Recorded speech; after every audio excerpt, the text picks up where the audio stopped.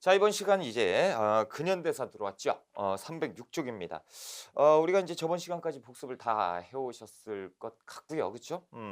이번 시간 이제 드디어 근현대사 들어왔는데 아무래도 그 전근대사 같은 경우는 이제 시가 길었고 근현대사 같은 경우는 아무래도 그 전근대사보다 시기가 짧습니다. 그런데도 불구하고 시험 문제는 많이 나오죠.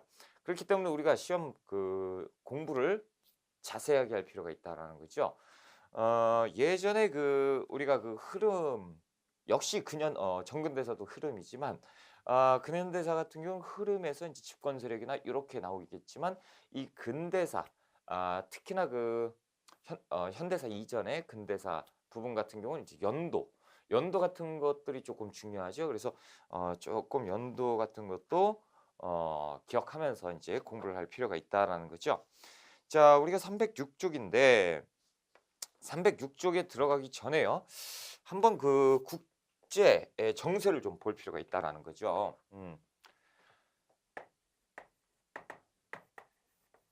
자, 우리가 저번 시간에 세도 정치를 했어요. 자, 우리가 세도 정치인데 그 청나라가 있죠. 우리 청나라가 쪼개졌습니다. 그렇죠? 예전에 예전이 아니죠. 이제 지금 그 세도 정치 시기 청나라 같은 경우는 저 유럽 열강의 공격을 받게 돼요. 그래서 유럽이라고 하면 이제 영국 대표적으로 그리고 프랑스. 그래서 이제 청나라가 영국과 프랑스한테 깨지게 되죠. 잘못했네. 여기가 이제 이렇게 하고 이제 깨지게 돼요.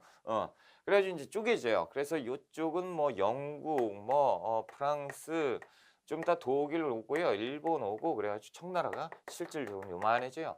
나머지는 다 뜯겨 버립니다. 저 윗동네에선 또 러시아가 남하하고 있고 러시아는 또 남하하기 때문에 요 두만강 요쪽으로 그래서 그 우리나라 그 조선 백성들은 러시아인들 보고 긴장하게 되고 그렇죠? 그러다 보니까 요쪽에서 영국 배, 프랑스 배 요런 것들 돌아다니고 요쪽 인제 일본 쪽 같은 경우 조금 있다가 메이지 유신이죠. 그래서 미국에 의해서 일본의 문호가 개방이 된단 말이지. 그러니까 요쪽에 뭐가 다니겠어요? 미국 배가 다니지. 이 러시아 배가 다니고. 그러니까 이 조선 자체로 보면 지금 모양이 다른데 이양선이죠. 이양선들이 막 돌아다니고 세도 정치는 삼정의 문란이 극에 달했고 그러다 보니까 이제 백성들의 민심이 흉흉하게 되고 그렇죠. 게다가 그 질병 그리고 자연재해까지 덮쳐 버려요. 그러니까 이 조선 그 마렵이죠. 조선 마렵에 가면 민심이 굉장히 안 좋아지고 우리가 이제 저번 시간에 잠깐 봤지만 그 사상 그렇죠. 사상 예언 사상이라든가 정감록 그리고 종말 그렇죠? 종말이 다가왔다 뭐 요런 분위기가 형성되는 것이 지금 이제 근대사가 들어갈 무렵이죠. 그렇죠? 자, 당시에 인제 그 이 정세기 때문에 당시에 인제 우리가 인제 고종 흥선대원군 알 거잖아요. 자, 이제 철종 때지요. 세도 정치의 마지막 임금 철종입니다. 그렇죠? 철종이 후사가 없는데 철종이 위독해져 버렸어요. 철종이 위독하다 보니까 대를 이어야 되는데 이 세도 가문이요. 당시에 그 60여 년 동안 세도 정치를 했잖아요. 그렇죠? 그래서 얘들이 했던 목적은 뭡니까? 이 왕실. 그래서 왕실의 외척 세력들을 싹 다 제거하는 것. 그래서 자신들의 세도감을 유지하려고 했었던 것이 이 당시의 집권 세력들이었어요. 그러다 보니까 이제 후사를 정해야 되는데 없어. 다 제거당하고 막 그래가지고 없어요. 자, 이거 어떡하냐. 그럴 때 이제 누가 이항 들어보셨죠? 이항. 못 들어보시면 공부 안 한 거죠. 그렇죠?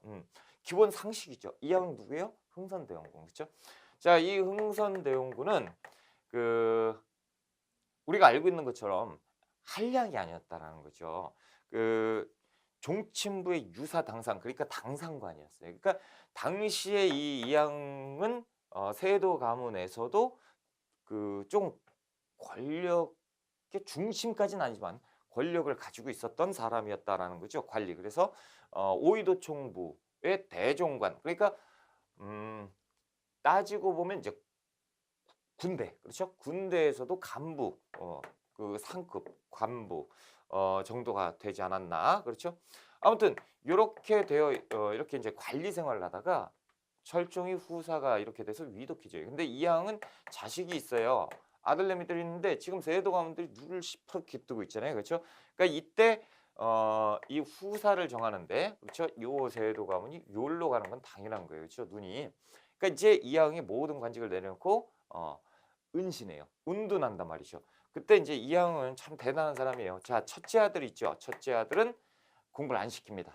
이유는 뭐냐면, 자, 지금 만약에 첫째 아들 공부를 시켰다가 보면 일단 그걸 말씀을 안 드렸고요. 이항은 고종이래. 그 영조 있죠? 영조가 고조 할아버지예요. 그러니까 고손자. 고손자이기 때문에 어떻게 보면 왕실에 이제 쫙 대가 이어가는 거지. 그러니까 이때 세도 가문이 눈여겨 볼 수밖에 없어요. 이 아들들은. 그렇죠? 근데 첫째 아들이 공부를 안 하고 있잖아요. 그렇죠? 완전 백수처럼 놀고 있으니까 마음을 내려놓게 되겠죠. 그렇죠? 그래서 이제 머리를 쓴 거고, 둘째 아들한테 공부를 엄청 시켜요. 뒤에 가가지고 너는 큰 인물 될 사람이니까 미리부터 공부를 해야 된다. 막 이렇게 해서 공부를 막 시키고 있을 때 철종이 위독해져요. 자, 이 왕의 자, 우리가 이제 그 조선 시대를 다 공부했지만 안 공부한 게 있어요. 뭐냐면 그 조선을 지배한 것은 왕이죠. 왕은 남자가죠. 그렇죠? 그래서 이 남자가지만 이 남자를 지배하는 것은 여성이었다라는 거예요. 이 왕을 지명하는, 그렇죠? 지명권자가 있어요. 그래서 임명을 할 수 있는 사람이 있는데 그것이 왕실의 어른. 그러니까 이제 대비가 없으면 이제 대비보다 더 높은 대왕 대비가 있으면 대왕 대비 이렇게 되는 거예요. 그래서 이 그 왕실의 최고 여성이 왕을 지명하는 거예요. 그러면 왕이 되는 겁니다. 근데 이때 당시에 이제 철종이면 그 안동김 씨 가문이란 말이죠. 자, 당시에 대비가 살아 있었어요. 그러면 그 이전에 헌종 때는 누구? 풍양조 씨. 그러니까 조대비가 살아 있었어요. 이 조대비가 이제 그 수면 위로 부상하게 되는 거지, 그렇죠? 그때 이제 이항이가 이 그 은둔 생활하면서요, 이들의 눈을 피하기 위해서 잠깐 바보 흉내를 내요. 그래서 이제 그 천둥이 빵 쳤을 때 난 벼락을 맞았다 그래서 하고 다닌단 말이지. 그런 다음에 이제 그 안동김 씨 이 세도 가문에 잔치가 있을 때 가가지고 개처럼 기고 멍멍 음식 좀 주세요. 그럼 개처럼 지져봐 멍멍 그러면 이제 음식 주고, 그렇죠? 그래서 이제 개똥도 찍어 먹고 와 맛있다 막 이렇게 하니까 얘들이 얘들이 이제 바보가 돼가지고 괜찮구나 이러고 있을 때 그때 이제 조대비를 은근히 찾아가죠. 찾아가서 지금 당신이 그 안동김 씨 세력 가문에서 이렇게 뒤쳐져가지고 뒷방 늙은이 신세가 된 게 아니냐. 맞다. 그래서 지금 이제 다음 왕 후사가 없으니 내 아들을 왕으로 하는 것이 어떠냐라고 얘기를 합니다. 뭐 남는 게 없죠. 그럼 내가 남는 게 뭐가 있느냐라고 얘기하니까 이항이 얘기했죠. 자, 우리나라 제도에 아주 좋은 제도가 있으니 그것이 요것이다라는 거죠. 그러니까 이제 조대비가 괜찮네 그래가지고 요것을 수락하고 왕으로 임명을 하는 거예요. 그것이 누굽니까? 그것이 고종이에요. 자, 그래서 고종을 왕으로 올렸어요. 고종을 왕으로 올리고 뭐 이들도 뭐 그렇게 하세요. 애기니까 그렇죠? 왕으로 올려놓고 그리고 이제 세도 가문이 이어지는 거죠. 수렴청정이 시작돼요. 수렴청정 시작되면서 발 놓고 막 하는데 한 2년 정도 수렴청정 하는데 이때 이항은요 자기 세력을 뒤에서 다 키웁니다. 특히나 이제 종친부의 유사 당상이었잖아요. 그러니까 왕실 종친들 쫙 대거해가지고 내측근을 놓고 정치를 막 하고 있어요. 결국에 한 1년 지나니까요. 신하들이 어디로 가냐면 조대비한테 안 가고 이항으로 가는 거예요. 그러니까 결국에 권력이 이쪽으로 자연스럽게 넘어가니까 조대비도 그냥 네가 하시오라고 해서 떠나게 되는 것이고 이때 고종의 앞면에 딱 등장을 하는 것이 흥선대원군이에요. 왕의 아버지니까 대원군. 그래서 이렇게 등장을 하는 것이 흥선대원군입니다. 흥선대원군이 등장을 했을 때 세도 가문들은 그렇죠. 뭐라고 아이 저 바보가 왜 나왔어? 라고 얘기할 때 흥선대원군이 이제 얘기하죠. 내가 바보처럼 보이냐라는 거지. 그렇죠? 그러면서 이제 긴장을 시키게 되는 건데 자, 306쪽 한번 볼게요. 306쪽. 자, 1번 보시면 서양 세력의 침략과 동아시아의 대응이 나와요. 자, 청나라 아편 전쟁에서 깨져요. 그래서 영구한테 깨진 다음에 난징 조약을 체결하는데 이제 중국이 땅덩어리를 뜯기게 되는 거예요. 전쟁이 끝났죠. 그럼 전후 사후초리 조약으로서 배상금을 지불해야 되는데 배상금을 지불할 능력이 없어. 그러니까 땅을 떼주기 시작하는 거예요. 그래서 영국한테 땅 떼주고 프랑스 땅 떼주고 독일 땅 떼주고 러시아한테 땅 떼주고 다 떼주게 되는 거죠. 자, 이들의 개혁 양모운동인데 우리가 또 그 이해하기 힘든 부분이 뭐냐면 갑자기 큰 나라 중국이요? 뭐 이상한 거죠. 태평천국운동, 변법 자강운동, 양무운동 다 들어봤죠. 그래서 결국에 신의 혁명. 이게 왜 그러냐면 우리는 조금 있다가 이제 일제강점기 오죠. 그렇죠. 그래서 일제강점기가 딱 오게 되면 우리가 뭐 합니까? 독립운동 하잖아요. 그렇죠. 독립운동. 독립운동하고 있으니까 중국은 관심이 없어요, 우리가. 그렇죠. 공부할 때 관심이 없었어. 근데 이 이전에요. 일제강점기 이전에 청나라는 뭐라고 해야 될까? 유럽 강점기라고 해야 될까? 얘들은 다 뜯겨서 식민지로 전락해버려요. 청나라가. 그러니까 이 청나라도 독립운동을 해야겠다라는 거죠. 그래서 얘들 유럽 연결 제끼고 우리가 강한 나라를 만들어야겠다. 그래서 시작하는 것이 태평천국운동, 변법 자강운동, 뭐 양무운동, 그리고 뭐 그런 거예요. 그래서 의화당운동. 그래서 우리가 중고등학교 때 한번 배운 적이 있을 건데 앞잡다서 태양, 변의, 신 뭐 이렇게 해서 외운 적 없으면 지금 뭐 그냥 들으시고 외운 적 있으실 거예요. 이게 뭐냐면 청나라에서 독립운동이 진행이 되는 거예요. 그 중에 하나가 뭐냐면 양무운동이에요. 양무운동이 뭐냐? 자, 이 청나라가요. 지금 서양 오랑캐들한테 다 뜯겼죠. 얘들의 국격이 왜 이렇게 국력이 이렇게 약해졌느냐? 그것은 뭐냐면 우리의 기술력이 떨어진다는 거죠. 기술력이 떨어지기 때문에 얘 서양 무기 운동이에요. 그러니까 서양의 무기를 수입해서 우리가 기술력을 만들어서 이 배운 서양 기술로 서양 애들 몰아내야겠다라는 것이 양무운동이에요. 서양 무기운동. 이런 운동들이 진행이 되는 거예요. 자, 그리고 이제 변법 자강운동 뭐 이런 건데 다 잘 안 돼요. 자, 왜 이걸 설명을 해드리냐면 조금 있다가 우리가 진행될 때 우리도 이제 개혁을 하거든요. 그래서 개혁을 할 때 이제 개화의 모델을 얼로 하느냐 할 때 중국. 그래서 양무운동을 본따서 추진하는 것이 있으니 설명을 드리는 거예요. 자, 양보로 2번 일본이에요. 일본. 그래서 일본은 1854년에 미국이 옵니다. 그래서 포함외교. 그게 뭐냐면 해안가에 그러니까 이제 해안가죠. 육지가 보이는 데서 배를 정박을 해놓고 포를 딱 대기시켜 놓는 거예요. 그리고 계약하자라는 거죠. 안 하면 포를 쏘겠다라는 거죠. 위협 속에서 체결하는 것이 이 포함 외교. 이것이 조금 이따 강화도 조약이에요. 우리는. 그러니까 일본 놈들은 이걸 보고 배운다니까. 이 미국 놈들이 일본 놈들 그렇게 해서 개항을 시켜놓고 이때 이제 일본은 개항이 돼요. 딱 문을 여는 순간 뭐가 되냐면 메이지 유신이 되죠. 메이지 유신 혁명이잖아요. 그렇죠? 뭐냐면 기존에 있던 체제 있죠. 이것이 하루아침에 다 무너지고 새로운 것이 들어오는. 그러니까 다시 이 말씀을 드리자면 일본이라고 써놓고 미국이라고 읽으면 지금의 일본이 되는 거예요. 그렇죠? 이것이 지금 메이지 유신이에요. 자, 2번에 볼게요. 흥선대원군의 개혁 정치입니다. 자, 양과라 1번의 집권 직전의 정세, 대내적 상황, 세도 정치 때문에 정치가 엉망이 됐고, 니은 뭐 삼정의 문란 때문에 농민들이 먹고 살기 힘들었고, 그렇죠? 동학, 천주교, 뭐 이양선출, 뭐 난리가잖아요, 그렇죠? 자, 동그라미 2번의 대외적 상황, 기억번의 이양성 출몰, 니은번 보시면 영국과 프랑스가 베이징을 점령하고, 그렇죠?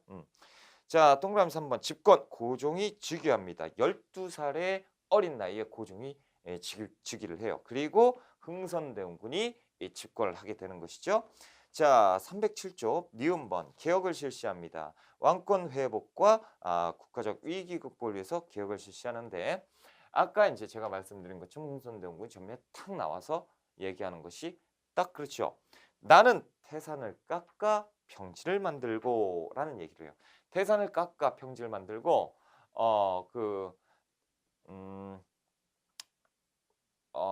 남대문을 3층으로 높일 것이고, 그렇죠? 이런 얘기를 하는데 그것은 뭐냐면 그 태산을 깎아라는 거. 지금 권세가 굉장히 높은 노론 세력을 억압하겠다는 뜻이고, 남인을 등용하여서 3층으로 높인다고 그랬잖아요. 그러면 3층으로 높인다는 것은 뭐냐면 그 3품 이상으로 높여버리겠다. 그러면 당상관이잖아요. 그렇죠? 고위직 관리로 올려버리겠다. 그래서 니들을 억압할 것이다. 그리고 종친을 또 등용할 것이다. 이런 얘기를 딱 해버리는 거예요. 그러니까 이제부터 이 그 당시의 집권 세력, 노론 세력도 이제 벌벌 떨게 되는 거죠. 그렇죠? 엄청 무섭죠. 그 정신 나간 사람인 줄 알았더니 정신이 말짱하고, 그렇죠? 무서운 사람으로 변해버렸으니까 돌변한 거죠.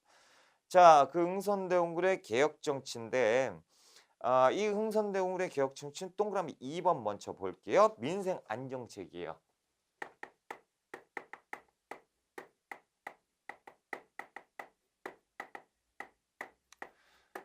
자, 흥선대원군이 그 왕권 강화를 하는데, 이 왕권 강화 좀 이상하죠? 흥선대원군이 왕도 아닌데 왕권 강화를 하니까 우리가 혼란에 빠져요. 도대체 흥선대원군이 왕이 아버지면서 왜 왕권 강화를 하냐? 자, 흥선대원군이 집권했을 때 고종은 어린 나이예요. 그러니까 신하들이 뭐 반대가 하겠죠. 그럴 때 딱 얘기합니다. 걱정하지 마라. 나는 지금 내가 때가 되면 우리 아들 내미가 커가지고 왕 노릇을 할 정도의 나이가 되면 나는 정계를 떠나겠다. 왕권을 모두 물려주고 떠날 것이다. 라는 얘기를 해요. 결론은 그 흥선대원이 그렇게 해서 떠나요. 그러니까 이제 왕권을 주게 되고 떠나게 되는 거니까 이때 이제 섭정은 했지만 뭐 세도 정치 이런 거하고는 거리가 멀다. 다시 얘기해서 고종이 친위 정치를 펴니 세도 정치가 끝난 것으로 보고 있는 거예요. 그렇죠? 그래서 이 흥선대원군 때 그 생각을 하죠. 우리 아들 내미가 지금 어린데 지금 저 노론들이 지금 나한테 덤비는데 이 어린 아이가 내가 없을 때 왕을 잘할 수 있을까? 안 되겠다. 왕권을 강화시키겠다. 그래서 이른바 흥선대원군의 왕권 강화라는 표현을 쓰는 거예요. 자, 흥선대원군의 개혁정치 동그라미 2번에 보시면요. 민생 안정책이에요. 그래서 국가재정을 확보하는데 첫 번째가 서원을 철폐하는 거죠. 서원이라고 하는 것은 당시에 그 양반들의 근거지잖아요. 그렇죠? 그 양반들이 그 배를 채울 수 있는데 가장 좋은 것이 서원이었어요. 그래서 이 지방 그 양반들의 권력이 모여 있는 곳이 서원이죠. 이 서원을 싹 다 없애버려요. 그래서 사획서원 47개만 빼고, 사획서원은 그래도 왕이 했으니까 그 상징성은 있잖아요. 그러니까 47개 사획서원만 빼고 나머지는 싹 다 없애버립니다. 그러니까 이제 양반 유생들이 궁 앞에서 와가지고 막 상소를 해요.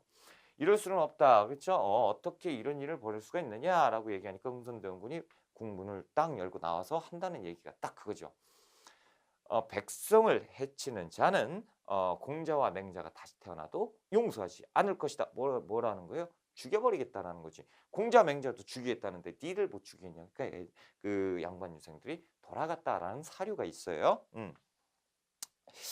자, 그래서 양반들이 이 유생들의 상소가 끊이지 않았었다라는 거고, 그리고 이제 삼정의 문란을 시정합니다. 그래서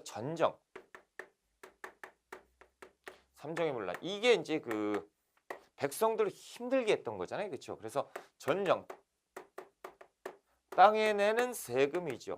이 엄청 힘든 거예요. 왜냐하면 백성들이 더 많이 낸단 말이죠. 그 세금을 거두려고 했더니 그 세금은 땅세는 그 토지세는 어떻게 해요? 장부에 적힌 대로 이 토지 결수에 딱 부과를 하는 건데 저게 땅이 있는데 땅 주인이 없어요. 왜? 이 장부에 이름이 안 나와 있어요. 근데 그 동네 사람들은 다 알아요. 저거 이씨 땅이야. 뭐예요? 숨겨놓은 땅이 있는 거지. 이것이 은결이에요. 누가 한 거예요?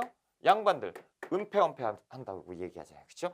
숨겨놓은 거예요. 결수를 숨겨놓은 거예요. 그러니까 양반들이 이런 걸 잘하겠지. 그러니까 이 흥선대원군 아쭈 이것들 봐라. 이 그 토지 결수를 숨겨놨어? 그럼 내가 다시 색출을 해줄게라는 거죠. 이것을 하기 위해서 양전 사업을 하면 되죠. 그렇죠?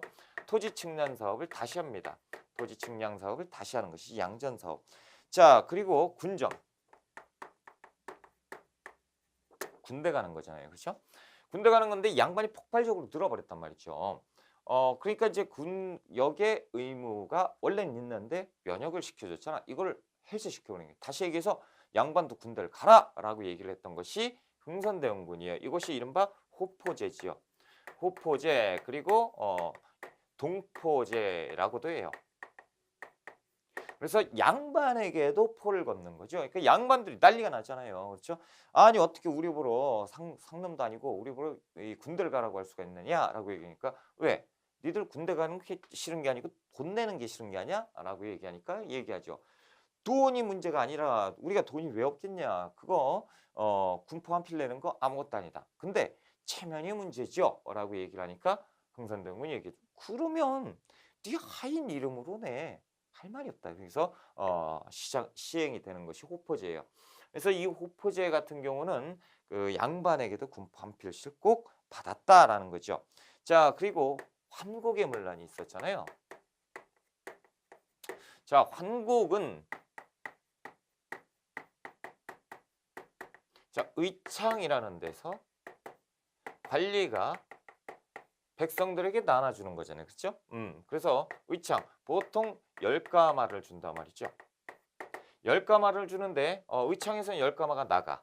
그런데 백성들에게 나가는 것은 쌀 3가마와 모래 7가마니에요. 그럼 3가마는 있잖아요. 아니에요. 이걸 2개를 섞어요. 그 다음에 나눠가지고 10개를 내요. 그러니까 이제 백성들이 이 그 환곡미를 가져가면 이 골라내는 게 일이었다니까. 안악내들이 쫙 펴가지고 골라가지고 딱 하면 3가마 나오고 나머지는 다 버려야지요. 못 먹는 건데 얼마나 짜증나요. 그렇죠? 그러니까 이런 것 때문에 이 백성들이 못 살겠다 그랬는데 흥선대원군이 이제 보는 거죠. 딱 보니까 왜 이런 일이 벌어졌냐? 이 7가마니는 어디 간 거냐? 분명히 나갔는데 가져간 거죠. 그렇죠? 아, 이게 문제구나. 그럼 얘들 빼요. 얘들 빼고 그 지역의 유지, 그렇죠? 덕망 있는 유지들을 집어넣어 버리는 거예요. 이른바 개인에게 일이 많은 거지.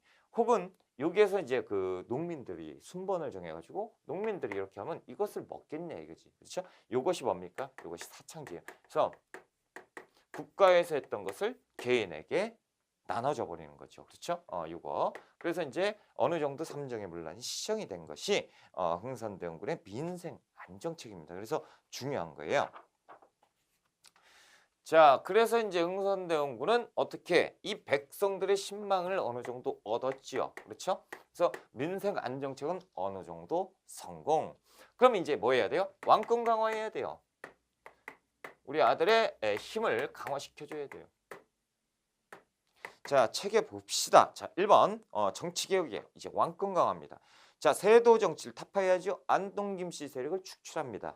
이것이 능력에 따라서 인재등용. 그러니까 능력이 좋으면 아무나 당색을 가리지 않고 막 등용을 해버리는 거죠. 자, 정치기구의 개혁. 그래서 비변사. 자, 비변사를 어떻게 해요? 폐지시켜버려요. 자, 비변사를 폐지시켜버리니까 어떻게 됩니까? 기존에 있었던 의정부와 6조 그리고 사무본부 기능이 부활하게 되는 거예요.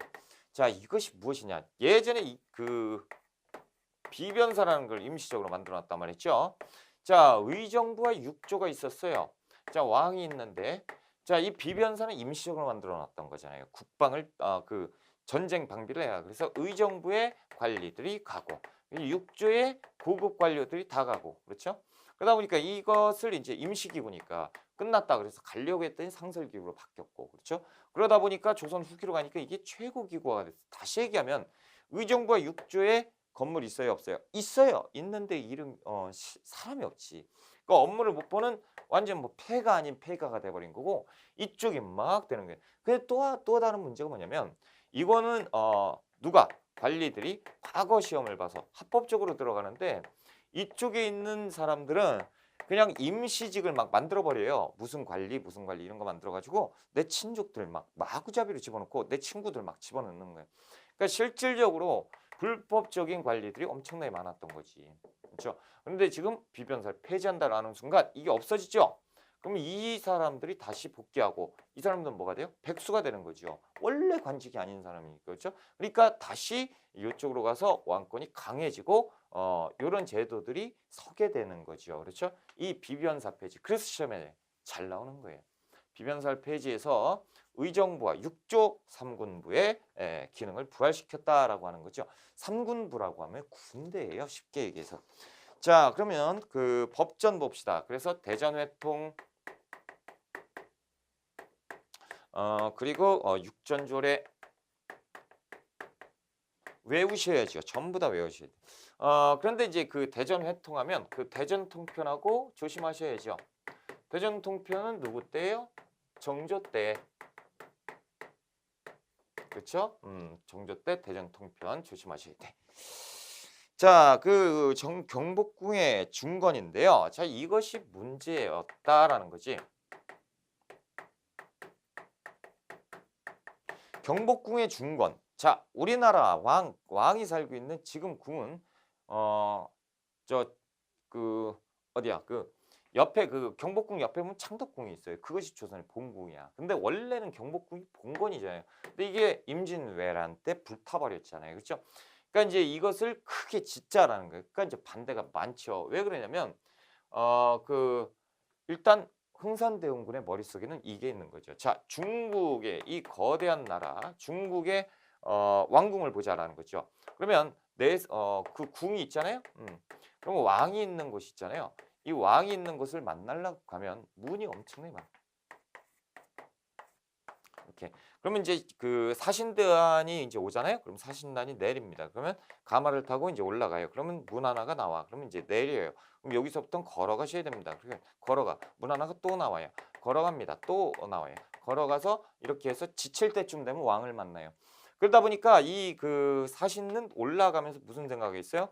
아, 이 나라 역시 대국이다. 왜요? 올라갈 때 이 곳곳마다 지나가면서 그 궁인들이 뭐 하는지 다 보고 있잖아요. 그렇죠? 거기에서 이제 궁인들 뭐 내관들이 막 무술하는 거 이런 거 보고 있고 엄청난 인력을 체험을 했고 그렇죠? 그리고 이 궁의 규모를 체험을 했고 그러니까 만약에 이 중국을 치겠다라고 하면 이 궁을 포위하려면 장난이 아니구나.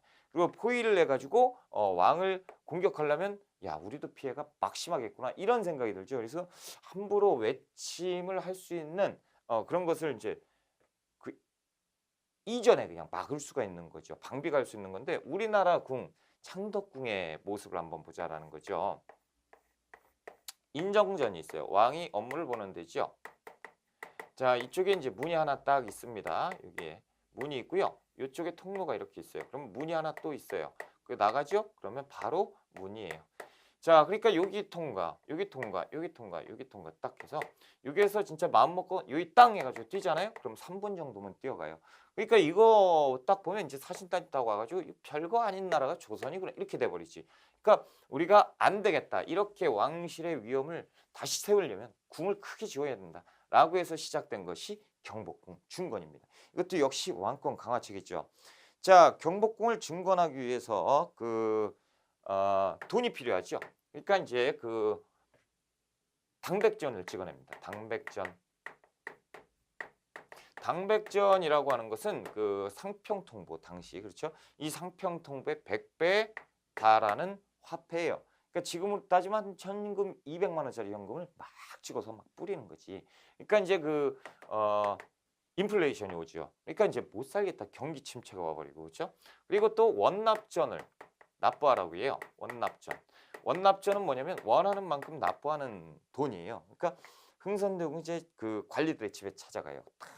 뭐 잘 지냈어? 아이고 오셨습니까? 뭐 어떤 일로 알잖아 이거. 그렇지? 돈 좀 내봐. 얼마를 원하는 만큼 내면 되지. 한 100만 원 정도.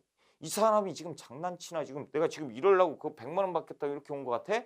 그럼 얼마를 원하는 만큼 내라고 이 사람아. 1000만 원. 아 진짜 그렇게 내야지. 그렇죠? 원하는 만큼 납부하는 원납전이. 이게 강제주 근데 원하는 만큼 이 이름은 그러니까 원납전이에요. 원하는 만큼 납부를 시켰고 그 열받죠. 그렇죠? 누가 열받아요? 양반 유생들이 이제 열받기 시작하는 거예요.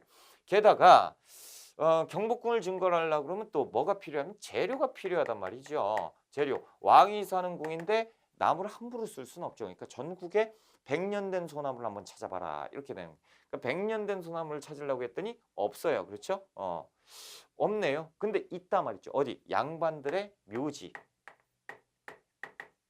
그래서 양반들의 묘지림 저기 있네. 왜요? 내 아버지 돌아가셨는데 그 뒤에다가 소나무 좋은 걸 올려야죠. 그렇죠? 그러니까 저기 있네. 저거 다 벌목해. 그래서 이 묘지림을 벌목하기 시작합니다. 그러니까 양반들이 난리가 나죠. 그렇죠? 이거 잘못된 거 아니냐. 게다가 이제 경복궁 준공하기 시작하죠. 뭐예요? 역을 동원하기죠. 역을 동원하니까 이제 민심이 또 폭발하는 거예요. 왜요? 역은 무료봉사잖아요. 그러니까 무료봉사로 가서 막일을 해야 돼요. 짜증이 확 나는 거죠. 결국에 이런 이유 때문에 잘 안 되는 것이 결국에 되긴 하는데 흥선대원군이 탄핵받아서 하야하게 되는 거예요. 양반들이 흥선대원군 내려와라 이렇게 돼가지고 결국에 내려오게 되죠. 좀 이따 해드릴 거예요. 자, 그 흥선대원군의 개혁 정치에서 보시면 리을번, 경복궁 준건 그래서 실추된 왕실의 위험을 극복하기 위해서 했는데 결국에 이제 반발만 샀고 양반의 묘지를 벌목하게 되고 백성을 부역에 동원했어요. 그리고 원납전을 강제 질소는 말이 안 되죠. 그렇죠? 사대문의 통행세를 또 냈어요. 문 통과하는데 통행세 내라. 그렇죠? 그래서 특별세도 납부하게 해요. 특별세. 그래서 결두전이라는 거 하나 적어 놓으시고 토지 1결당 조금씩 더 내라라는 거예요. 당백정 발행하지 물가 폭등이에요. 그래서 인플레이션이 발생하게 되는 것이죠. 됐습니다. 그리고 흥선대원군의 정책 조금만 더 옆에 좀 빈 데다가 몇 개만 적어 놓을게요. 도고 있죠? 도고를 금지시켜요. 도고, 독점적 도매 상인. 이 도고가 폐해가 있었잖아요. 그러니까 이 도고도 금지시켜버리고 그리고 훈련도감 그리고 수군도 강화시킵니다. 그래서 요 내용을 아셔야 돼요. 훈련도감과 수군도 강화시킵니다. 왜냐하면 이제 이렇게 해가지고 지금 흥선대원군의 개혁정치 그러면 지금 여기서 보면 흥선대원군이 그 대내적인 것만 했구나. 아니에요. 대외적으로도 되게 잘했어요. 그렇죠? 뭐 군대를 강화시켰단 말이죠. 훈련도감 수군. 그러니까 이제 바로 지금 할 건데 이때 당시에 그 서양 애들이 통상욕을 미친 듯이 해요. 야 우리하고 상공을 통하자라고 하는 통상욕을 많이 하는데 이 흥선대원군의 통상욕의 반대 정책 그렇죠? 시험에 꼭 나오잖아요. 그래서 그것을 조금 공부를 해보자라는 거예요.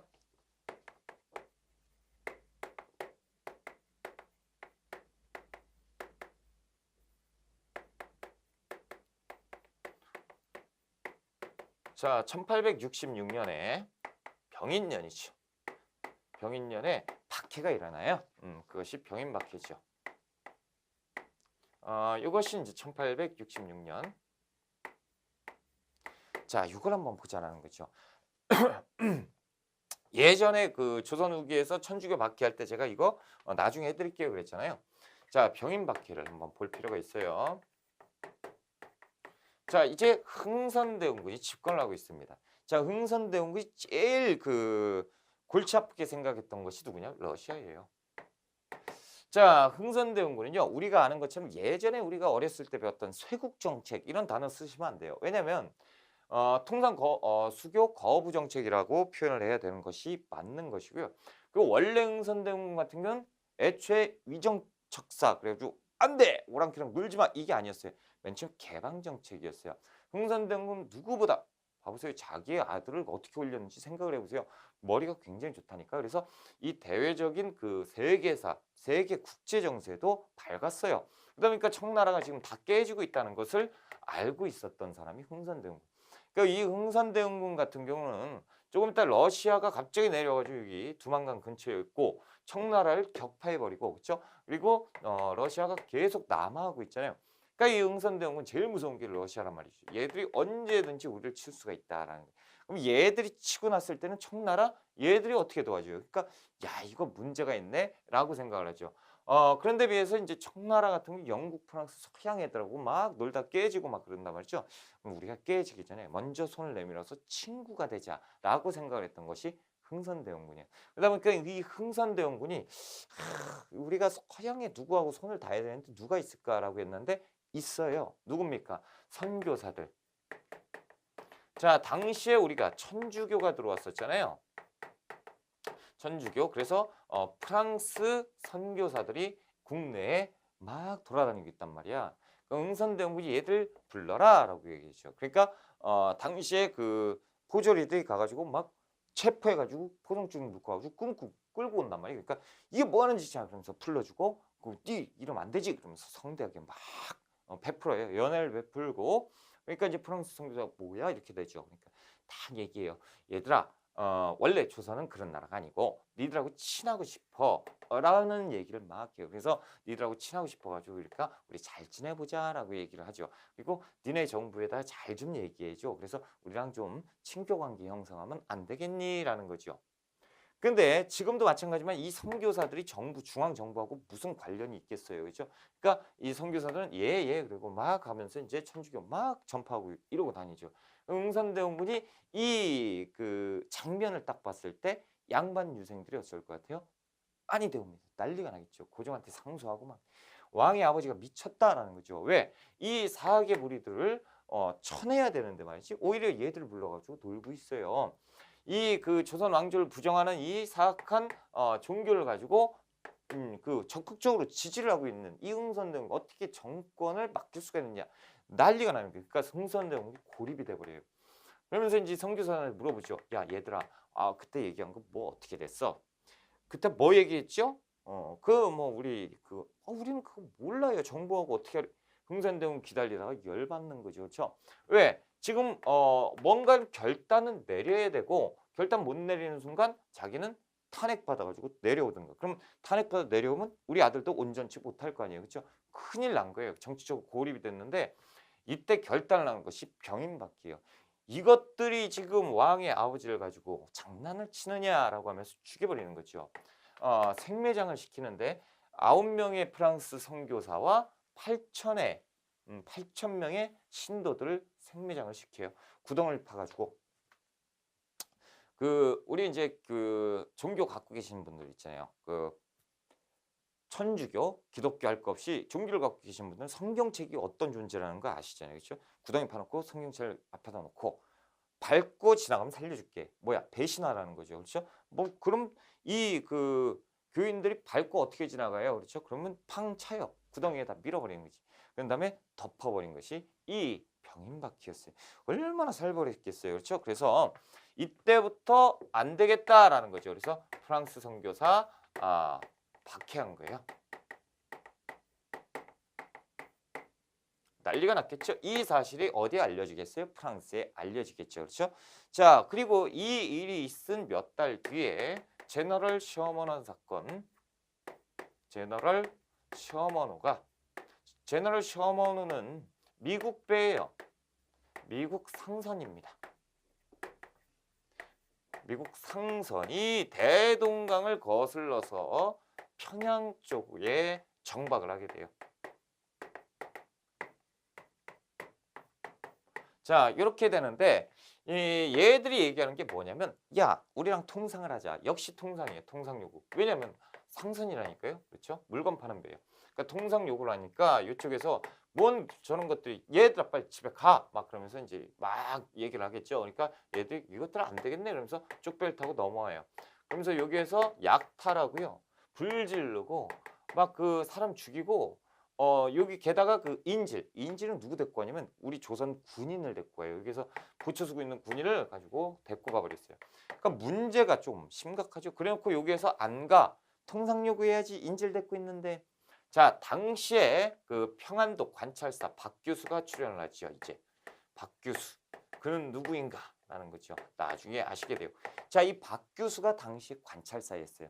관찰사는 도지사잖아. 그렇죠? 그러니까 도지사가 나와가지고 이 일이 있은 지 얼마 안 됐죠. 그러니까 이제 도지사가 얘기해요. 야, 우리는 어명이 그래. 법이 그래. 뭐 니들하고 놀 수가 없어. 서양 놈들하고 놀지 말라고 얘기를 했단 말이에요. 그러니까 집에 가는 게 좋을 것 같은데 라고 얘기하니까 얘들이 더 난리를 피는 거예요. 이제 막 공격하고 막 그러니까 야, 이거 안 되겠다. 그래서 평안도에서 관과 민이 합심해서 얘들 공격하기 시작하는데요. 야, 얘들 어떻게 할 것이냐? 얘들 돌아가지도 않고 죽겠네. 자, 이렇게 합시다. 자, 어민들 배 좀 빌려주세요. 그래서 쪽배를 띄워요. 땅땅땅땅땅 이렇게 포위를 시켜놓는 거예요. 얘들은 뭐 하고 있어? 좀만 기다려봐. 자, 그러더니 이것이 연결이 이렇게 이 배를 연결시킵니다. 걔들 좀 수상한데, 쏴라 화공으로 팡. 그래가지고 쭉 해가지고 여기서 불내서 소각을 시켜버린 것. 요것이 제너럴 셔머너 사건이에요. 미국 배가 소각된 사건이 제너럴 셔머너 사건이죠. 자, 이렇게 되니까 이제 그 평안도에서도 미국 놈들과 프랑스 애들, 미국 좀 그런데 라고 할 찰나에 이것의 복수가 시작됐으니 그것이 병인 양요지요. 역시 병인년이니까 1866년이에요. 그래서 이제는 프랑스 군함이 쳐들어오는 거죠. 군함이 쳐들어와서 어디로 쳐들어요? 강화도에 쳐들어와요. 자, 강화도에 쳐들어와가지고 약탈자행합니다. 이제는 안 된다라는 거죠. 실질적으로 얘들이 요구하는 건 뭐냐면 통상이에요. 우리랑 상공을 통하면 이거 멈춰줄게라는 거죠. 그래서 강화도를 침공을 해서 그 강화도에서 우리 한성근 장군이 문수산성에서 맞서 싸웠고요. 정족상성에서 양원수 부대가 맞서 싸웠습니다. 조금 이상하게 썼죠? 좀 더 아실 거예요. 그래서 이렇게 이제 맞서 싸웠는데 결국에는 이제 얘들을 밀어냈어요. 그래가지고 이제 얘들을 쫓아냈는데 그게 중요한 게 아니고 얘들이 들어와서 어디 여기에서 이제 뭐 어디냐면 외규장각. 선생님 외규장각이 뭔가요? 자, 규장각은 아시죠? 규장각은 이제 도서, 그러니까 역사 도서 이런 것들 보관하고 그렇죠? 편찬하고 이런 것들을 했던 곳이 규장각인데 이 규장각은 내규장각과 정조 때 이제 외규장각을 만들어. 그래서 외규장각은 강화도에 만듭니다. 우리가 역사에서 배우는 거죠. 뭐냐면 이 임진왜란 때 그 임진왜란 전에 우리가 고려 왕조실록이 있어요, 없어요? 존재하지 않아요. 왜 불타버렸잖아요. 그렇죠? 그것 때문에 조선 왕조실록, 그러니까 조선 시대는 역사를 만들 때 한 권만 만들지 않습니다. 그래서 보통 4-5권을 이렇게 만들어요. 원본이잖아. 그렇죠? 쫙 해가지고 만들어요. 어떻게 보면 한 권 원본 다 복사본이지만 그때 만든 거니까 다 원본으로 치고 그러면 4권 정도 만들어가지고 4대4고 이렇게 4고 역사 창고를 4개, 5개를 만들어요. 4대3고, 5대4고라고 하잖아. 그 4고에다 만들어가지고 집어넣는 거예요. 왜냐면 한 곳이 불타버리면 나머지는 살릴 수가 있잖아요. 그렇죠? 그래서 똑같은 것을 만드는데 그것과 똑같이 내규장각이 서울에 있고 외규장각은 강화도에 있었거든. 이 외규장각에 딱 가면 이거 뭐야? 그리고 문 열고 들어왔더니 막 보물이 있고 그렇죠? 막 옥새 비슷한 것도 있고 그렇죠? 그리고 거기에 막 책들이 있는데 막 이 친구 야 일단 싫어 이렇게 되는 거죠. 그래서 외규장각 도서를 약탈해 갑니다. 이때 우리가 약탈당해요. 자, 그래서 이것이 또 중요하고요. 이 외규장각 도서는요. 우리가 그 2010년 G20 정상회의를 해요. 그래서 여기에서 이 당시에 이제 프랑스 사르코지 대통령하고 당시 우리나라 그 이명박 대통령이 합의를 봐요. 그래서 어떻게 합의 보냐? 자, 이것을 우리한테 반환해 주라. 단 조건이 뭐냐? 영구 임대 방식이다. 말든 영원히 임대를 해주겠다라는 거죠.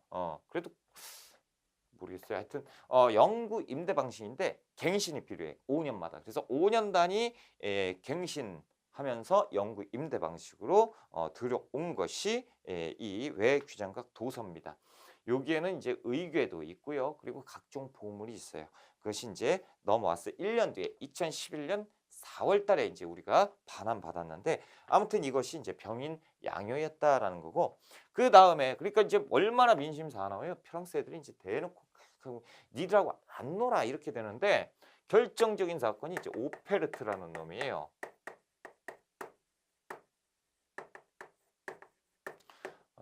오페르트는 2년 뒤인데 이놈은 이제 독일 상인이에요. 자, 이 친구는 또 와가지고 통상요구를 해요. 그러니까 안 된다라고 하니까 얘들이 그냥 집에 가는 게 아니고 충남 덕산으로 가요. 덕산에 가면 이제 남연군 묘가 있거든요. 이 남현군이 누구냐면 흥선대원군의 아버지. 다시 얘기하면 고종의 할아버지가 되는 거지. 자, 이 충남 덕산에 가서 남현군의 묘를 파기 시작하는 거예요. 그래서 얘들이 이거 봐라. 이게 이놈 아버지지. 예. 자, 가자. 꽃갱이 들고 이제 팠어요. 그래 이제 팠지. 그러고 나니까 뭐가 나와요? 관이 나오죠. 그렇죠? 관. 딱 팔러 갔더니 시멘트로 덮여 있는 거야. 이거 뭐야? 라고 했더니 이제 흥선대원군이 예전에 이런 일이 많았잖아요. 그러니까 우리 아버지한테 별난이 생길지 알고 미리 방어를 해놓은 거예요. 이렇게 탁 덮어놨지. 그러니까 얘들이 야 이거 깨봐 그러다가 날이 샜네요.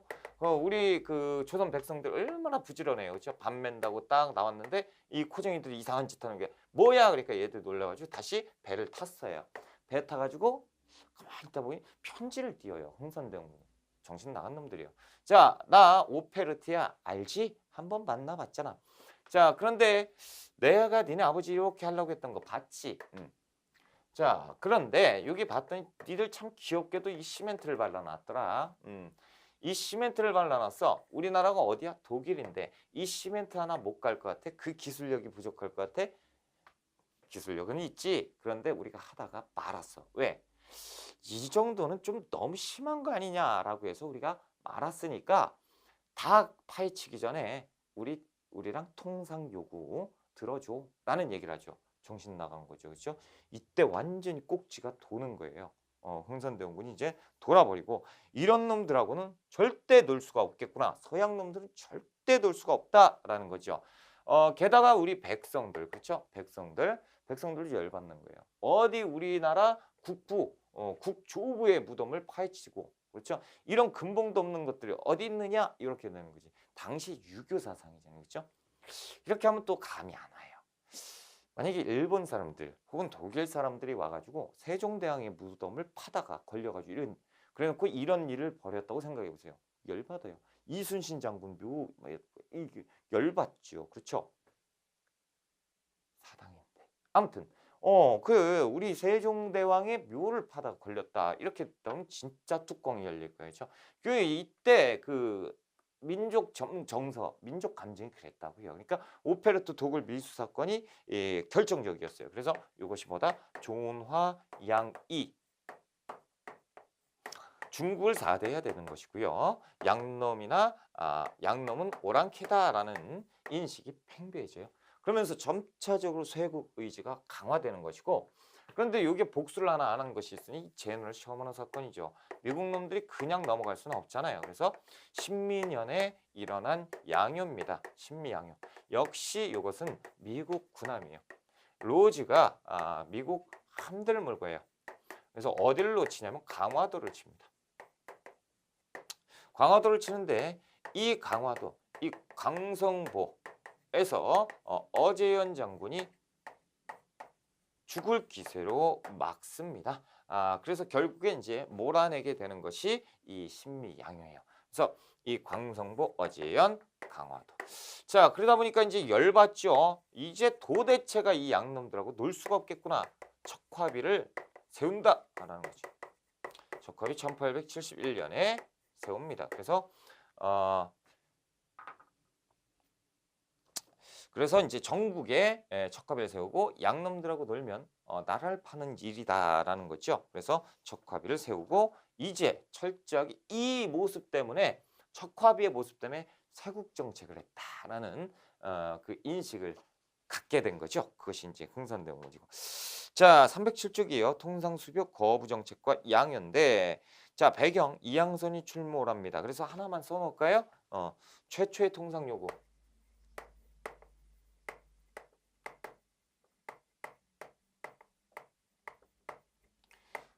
최초의 통상 요구는 영국에서 맨 처음 했었어요. 그래서 로드 아머스트호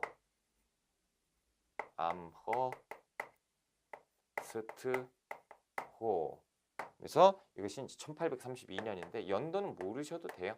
근데 아무튼 이것을 왜 알아놔야 될까라는 거죠. 영국이 맨 처음에 통상 요구를 했었다. 이 이전에도 있었다라는 거죠.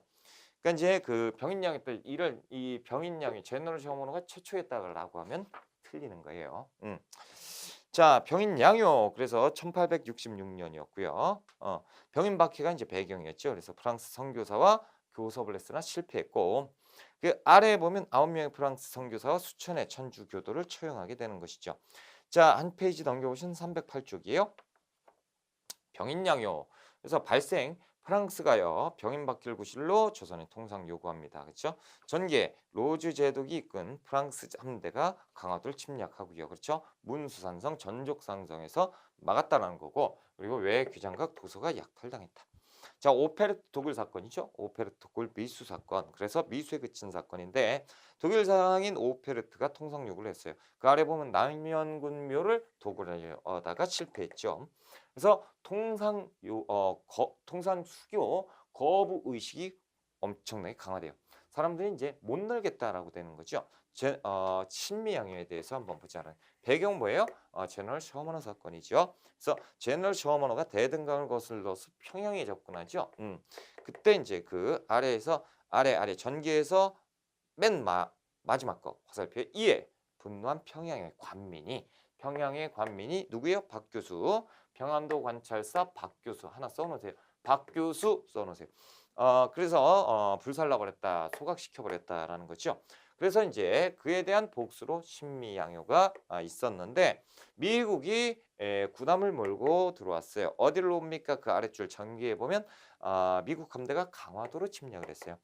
자, 초지진과 덕진진을 점령했는데 어딜 쳤어요? 광성보. 누가 막았어요? 어재현이 막았죠. 그렇죠? 결과 철수하고요. 적화비를 건립하게 되는 것이죠. 그렇죠? 이렇게 되는 거. 이걸 암기를 한번 해보자라는 거죠. 암기가 제일 힘들죠. 그렇죠? 일단 순서가 헷갈려요. 그래서 병이 두 개잖아. 그렇죠? 그러니까 박해가 있고 양요가 있겠죠. 이 순서는 알겠지. 그렇죠? 병. 근데 미국 군대 이름이에요. 그렇죠? 그냥 그렇다고요. 자, 그리고 척. 경미병이라는 군대가 오신척을 했대요. 말도 안 되면 그렇게 외우라고 순서. 그렇죠? 자, 그리고 또 이제 자세히 한번 볼까? 여기에서 좀 헷갈릴 만한 게 요거 병인양요 있죠? 판성군 문서 이거. 자, 학교 다닐 때 한문 공부를 잘했던 사람은 김군이 아니고 정량이에요. 한문하면 정량이 최고다. 따지지 말고 그냥 외우라고. 창피해 죽겠다. 자, 오페르트 독일 미수 사건이지요. 오페르트 독일 미수 사건. 오페르트가 어느 나라 사람? 독일. 그러면 오페르트 독일 사건이라고 기억하자. 오페르트 독일 사건이니까 독일 사건. 그렇죠? 힘들어 죽겠네. 자, 신미양요. 신미양요는 이렇게 외우세요. 신자 동그라미, 미자 동그라미, 그리고 그렇죠? 그러면 광어미라고 외우세요. 그냥 따지지 말고 창피 죽겠으니까 이런 거 할 때 광어미 암기법 이렇게 이제 하면 되겠다라는. 창피라. 자, 암기법까지 했어요. 그죠? 암기법까지 했으니까 저도 엄청 창피하고 하니까 조금만 쉬었다 할까요? 그렇죠? 조금만 우리가 쉬었다가 하겠습니다. 이거 정리 잘하세요. 이거 시험 잘 나와요. 쉬었다 갑시다.